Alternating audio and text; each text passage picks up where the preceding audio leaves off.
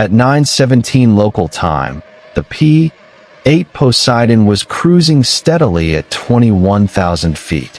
Its flight path was predictable, its behavior calm, its sensors fully awake. 2 hours into the mission, Chinese radar lit up. Beijing scrambled an SU-35, one of its most capable fighters. The pilot believed his mission was intimidation. 10 seconds later, the fighter burst through the clouds in full afterburner. The closure rate approached 1,000 miles per hour. The SU-35 crossed directly in front of the Poseidon's nose, just 600 feet away. The turbulence slammed into the P-8 like an invisible hammer. Autopilot disconnected. Warning systems erupted. Then something far more important happened. The P-8's electronic warfare suite came alive. The SU-35's fire control radar locked on. That wasn't a threat. That was a gift. Fire control radar does not search. It focuses. And the moment it did, the Poseidon began vacuuming up everything.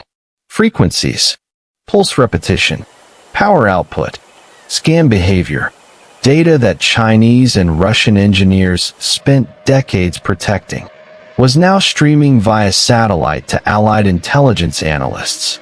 The fighter returned for another pass. This time, slower, closer, more confident. The SU-35 slid into formation just 130 feet away. The pilot thought proximity meant dominance. What he didn't realize was that the P-8's high-definition optical and infrared sensors were now documenting weapon loadouts, missile types, heat signatures, structural details, engine exhaust patterns. When the fighter demonstrated thrust vectoring maneuvers, hovering, rolling, hanging inverted, it wasn't showing off. It was revealing its limits. Every nozzle movement was recorded, every correction logged, every recovery profile measured. Then came the most dangerous moment.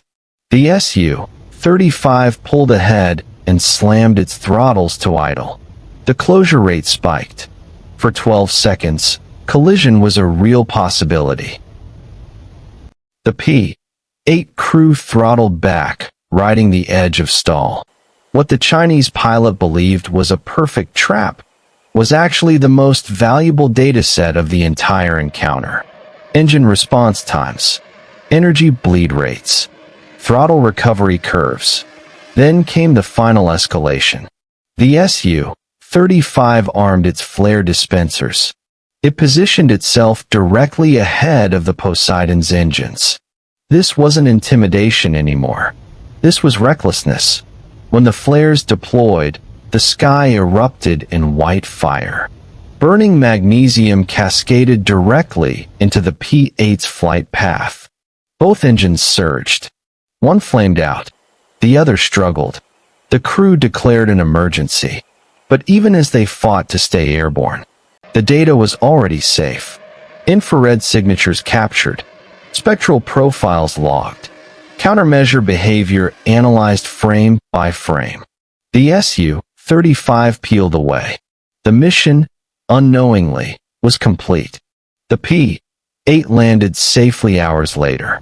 The aircraft required weeks of repair, but the intelligence gained was priceless. Within 24 hours, Allied analysts had decoded SU-35 radar behavior, mapped thrust vectoring performance, identified countermeasure weaknesses, studied pilot decision patterns. What China intended as intimidation became one of the most effective intelligence windfalls of the decade. From that day forward, aggressive intercepts were no longer just risky. They were strategically dangerous. Modern warfare is no longer about who flies closer, or louder, or faster. It's about who understands more. The Chinese pilot believed dominance came from aggression. The Australians knew dominance comes from restraint. One aircraft limped home damaged. The other flew away believing it had won. History will remember who was right. Because in today's wars, the most powerful weapon is information.